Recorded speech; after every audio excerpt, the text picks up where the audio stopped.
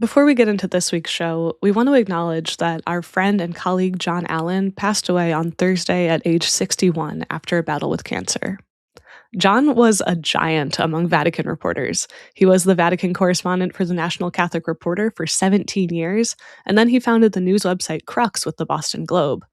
John was famous for his ability to reach beyond political divisions, be that with his sources, his readers, or in his personal life, earning the respect of all. He was a friend to me, Jerry, and many at America Media, and we send our prayers and our condolences to his wife, Elise. We also wanted to mention a piece of late-breaking news from Wednesday night. Vatican Secretary of State Cardinal Pietro Parolin confirmed that Pope Leo is evaluating an invitation from President Donald Trump to join his Board of Peace.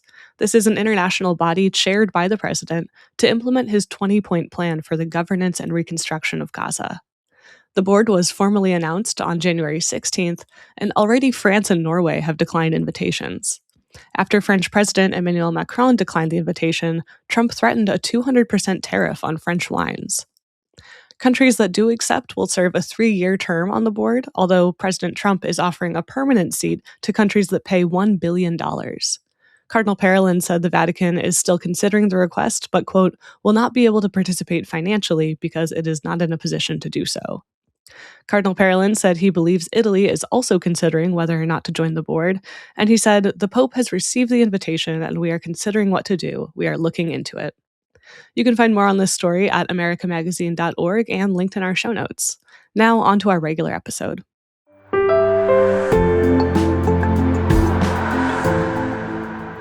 Welcome to Inside the Vatican with America Media. I'm your host, Colleen Dulle.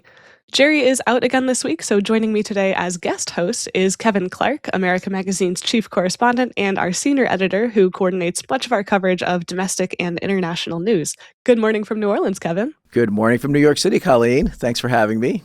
Glad to have you. You are actually on your way out of New York City this morning. Is that right? I am. I'm trying to escape the cold. I'm heading down south to Washington to visit with John Carr, who's celebrating his retirement today at Georgetown University. And a lot of his fans from over the years are going to be there to celebrate his life and his work and his commitment to peacemaking. Give us some background on who Carr is for those who don't know. John Carr was the director of the U.S. Conference of Catholic Bishops Office of Social Development and World Peace. So just a small portfolio over time for him. But he was one of the staff members who were, I guess you could say, part of a more activist time for the conference, where they produced a lot of papers. They were deeply involved in lobbying Washington for, on foreign policy issues like we're going to be talking about today. So it's kind of a nice note to our days that we're also heading off to celebrate a Catholic commitment to U.S. foreign policy over decades. Yeah, that's right. And as you mentioned, that is very related to what we're going to talk about today. So, Kevin, what we're talking about this week is a statement from Cardinals Blaise Cupich of Chicago, Joseph Tobin of Newark, and Bob McElroy of Washington. These are the 3 active U.S. cardinals who are running dioceses right now. And for those who are listening and are like, what about Cardinal Dolan? He's technically a diocesan administrator until his retirement begins next week. So the importance of that is the active cardinals in the United States are joined together on this one statement. And this statement is really about America's role on the global stage right now. It's talking about how our, quote, moral role in confronting evil around the world is in question for the first time in decades. And it takes into account 3 different situations. This is Greenland, so President Trump's threats against Greenland, the recent change of regime in Venezuela, and then also the ongoing war in Ukraine, which the U.S. is working to coordinate a peace in. So what did the bishops have to say about all this, the cardinals? Well, I think the cardinals are very concerned that we are drifting into a kind of period of time where international law is becoming subservient to power. These are all of those instances were pure expressions of military and political power that normally should have been somewhat guided or curtailed by longstanding agreements under the UN Charter, that the United States is signatory to about protecting the sovereignty of other nations. So I guess the Cardinals in the last few weeks have become increasingly alarmed about the pattern that we're seeing and the path that we're taking. Mm-hmm. Yeah, they talk repeatedly in this statement about kind of the over-reliance, I guess, on military action. So they're saying, they say clearly, we renounce war as an instrument for narrow national interests and proclaim that military action must be seen only as a last resort in extreme situations, not a normal instrument of national policy. And instead, they say we seek a foreign policy that respects and advances the right to human life, religious liberty, and the enhancement of human dignity throughout the world, especially through economic assistance.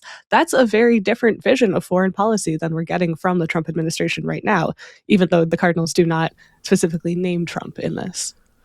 No, they don't, and neither has Pope Leo in his various commentaries on multilateralism and overseas diplomacy.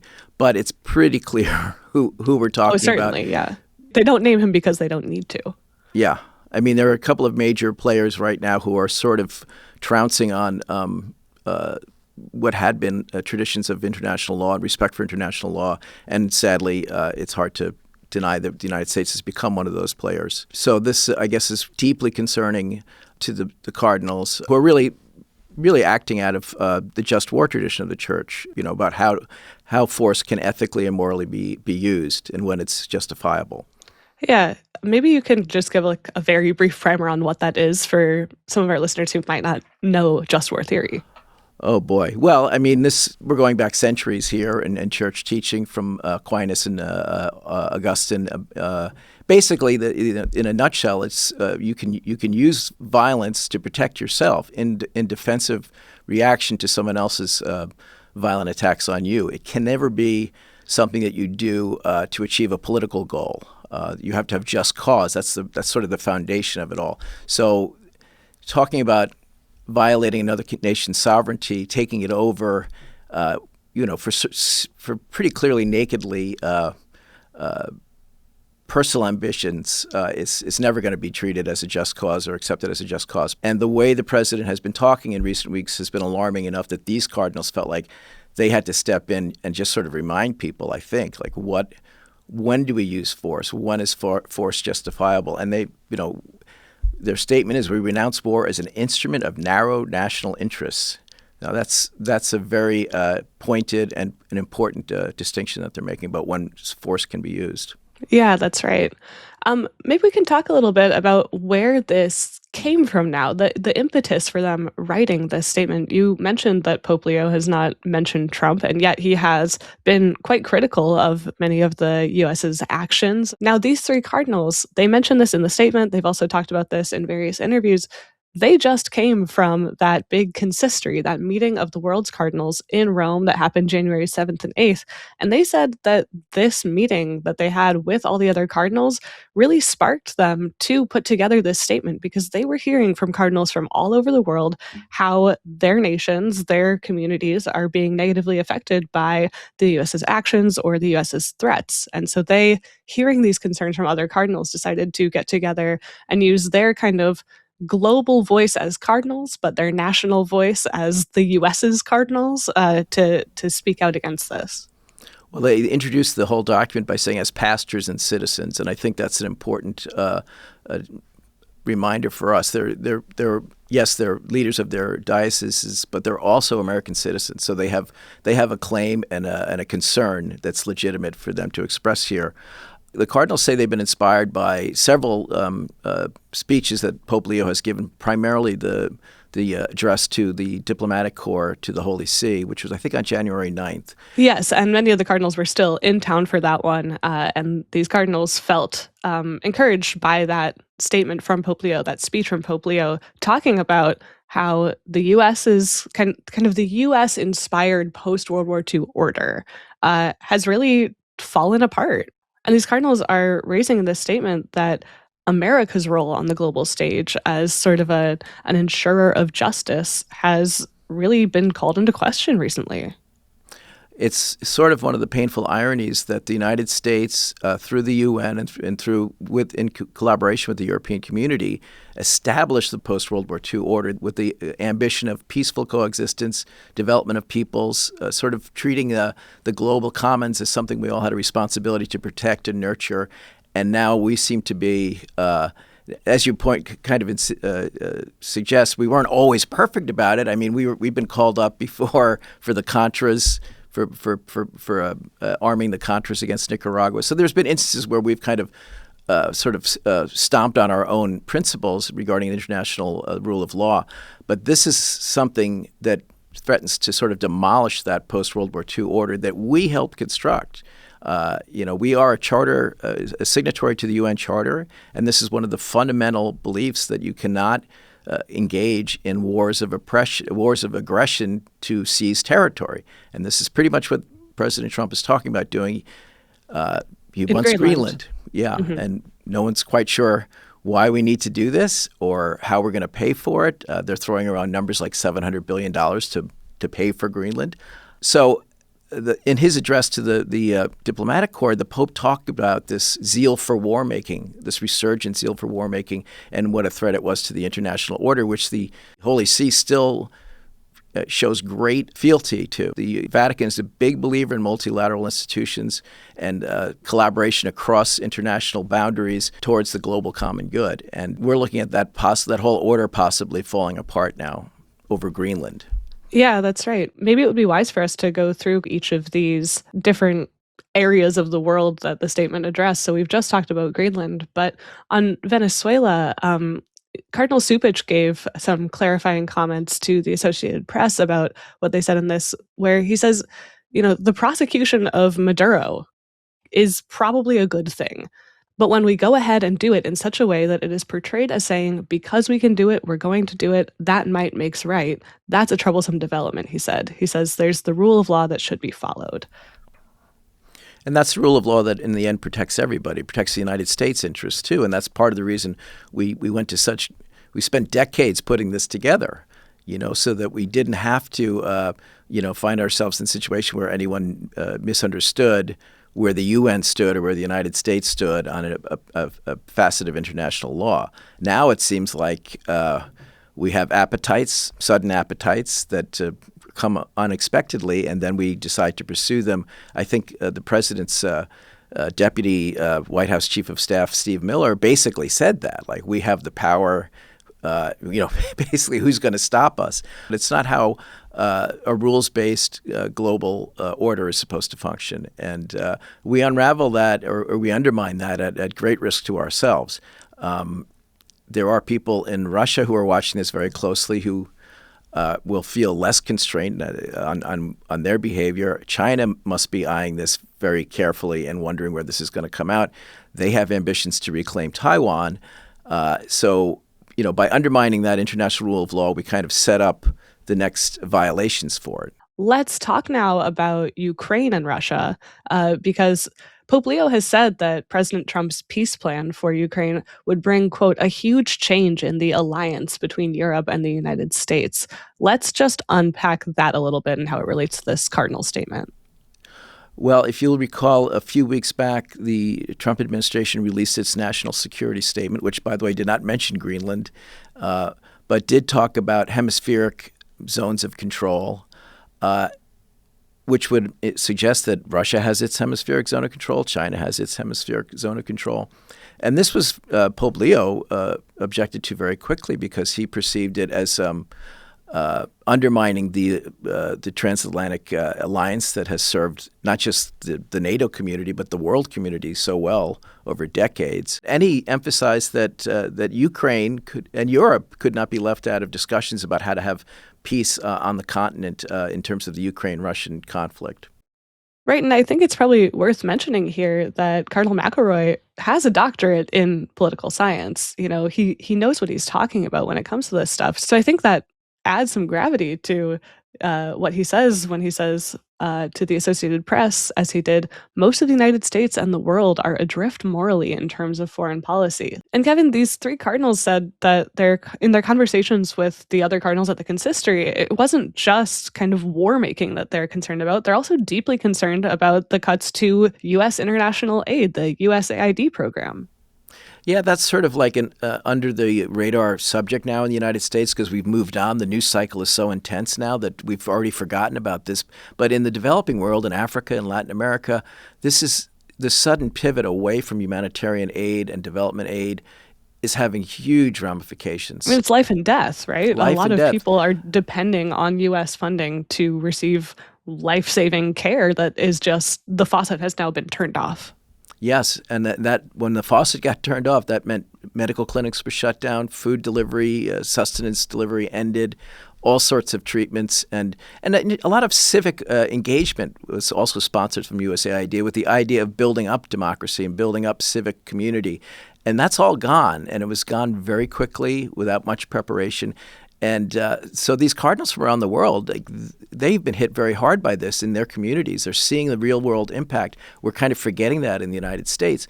But I think the Lancet, the British medical journal, the Lancet predicted something like 14 million extra deaths are likely in the next 10 years because of our withdrawal from these collaborative efforts around the world. Mm-hmm. Cardinal Tobin referred to both the war-making and the USAID cuts as, quote, almost a Darwinian calculus that the powerful survive and the weak don't deserve to. And he added, this is in a quote to the New York Times, I would say that's less than human. Yeah, and it's not much of an exaggeration from what the people in the administration are saying. You know, they do talk a lot about might. I mean, we're hearing things like, you know, the powerful do what they will and the less powerful deal with what they can. This is going right back to Thucydides, for goodness sake. So that's where we're at. We're not going back to the 19th century. We could be going down to the 4th or 5th century. So that may be our BC. first Thucydides reference on Inside the Vatican. Glad to be here for that. But Kevin, I want to pivot now a little bit from politics over to the precedent for a statement like this, because it is unusual. When we were prepping this podcast yesterday, I know we were looking for examples of times that bishops have gotten together like this, not as a USCCB conference as a whole, but just a few of them getting together to make a joint statement. Yeah, and we didn't turn up too many examples of that. I think the only thing that came to mind was in, I believe, 1996 when Cardinal Bernardine was sort of harangued by a group of cardinals because of his attempt to start the Common Ground Initiative, which some cardinals thought was sort of undermining church teaching in its effort to sort of embrace other viewpoints. And what do we know about, you know, to what extent the cardinals, these three cardinals, consulted with their brother bishops on this? Well, we do know, based on some comments from the conference itself, from its spokespeople, that they were consulted. They at least were given a draft of the statement to review, and then we were told that it was endorsed by Archbishop Coakley, who is the president right now. Yeah. So he had reviewed it and decided that it was something that he was not going to try and throw up an obstacle to. Mm-hmm, that's right. And we've heard whispers, although I don't know that these are confirmed yet, that the USCCB may be working on a document kind of along these lines to come out from the full committee later. But it did raise some eyebrows that, you know, it was just these three getting together and publishing this. I think the counterpoint that some of them have made publicly is that they, as cardinals, have a uniquely global kind of responsibility as well as members of the College of Cardinals. And so since this came out of their conversations with other cardinals and obviously was then immediately kind of echoed by what the Pope said to diplomats, that they felt that they could go ahead with this.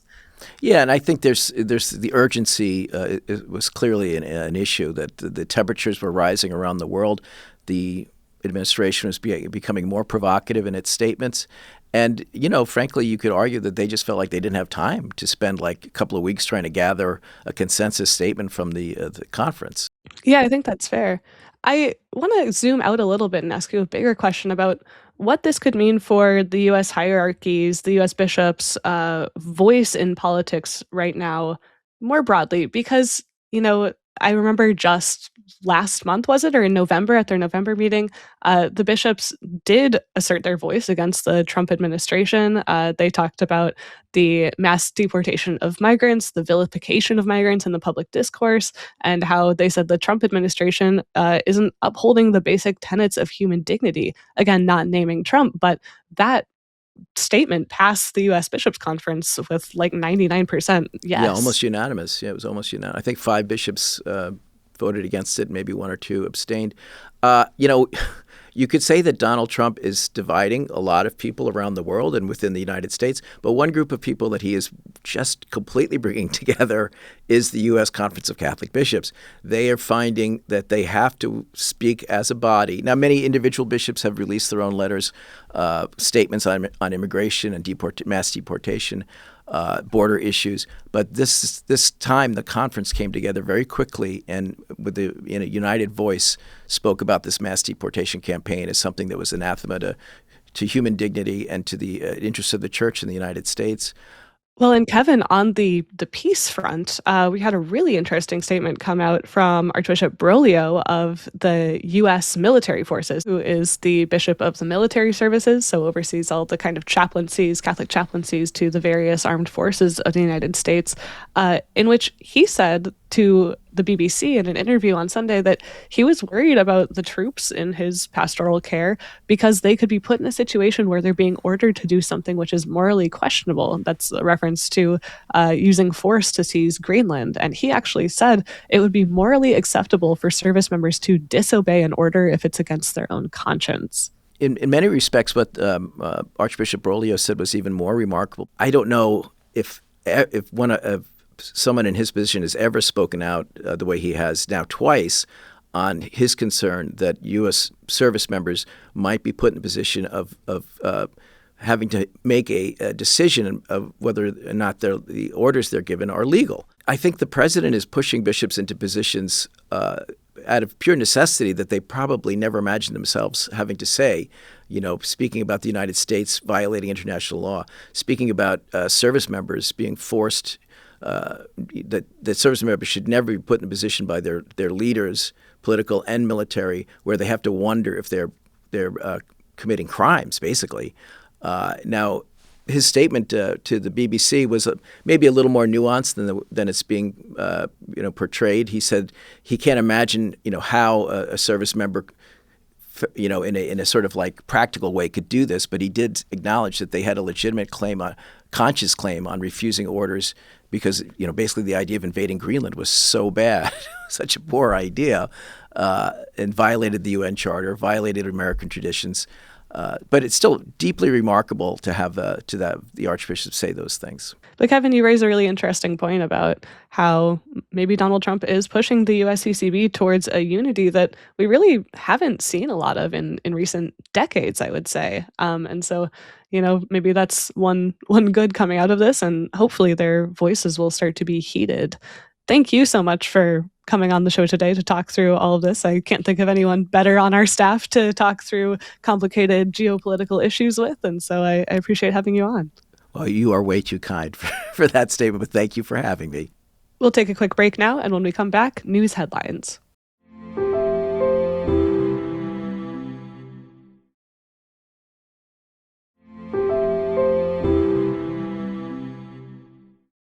Welcome back. Before we go this week, we wanted to bring you a few news headlines because there were a lot of stories out of the Vatican.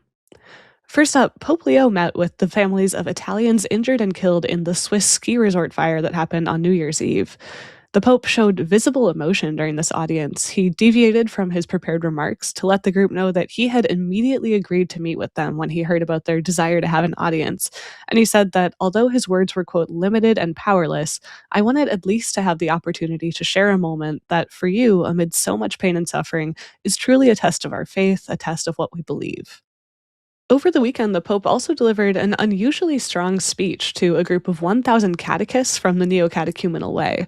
This is a lay movement that aims to form adults who have already been baptized in deepening their spirituality, and it also gives basic instruction to others who are farther from the church. But it's been criticized over the years for being divisive and insular and occasionally placing too much pressure on its members to remain in the movement. Leo alluded to some of this, urging the group to be, quote, witnesses of unity. He said they should live their mission, quote, without ever isolating yourselves from the rest of the ecclesial body.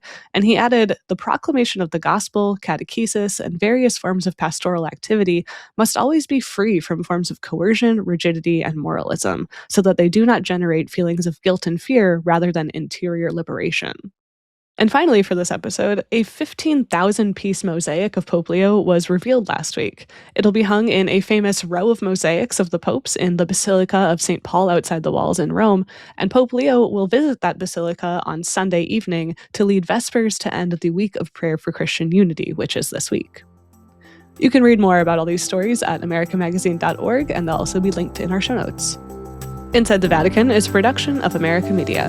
This week's episode was produced and audio engineered by Kevin Christopher Robles. Production assistance from Will Galtieri and Adam Buckmueller. To keep up with the latest news out of the Vatican, visit americamagazine.org and subscribe at americamagazine.org/subscribe. For America Media with Kevin Clarke, I'm Colleen Dulle. We'll see you next week.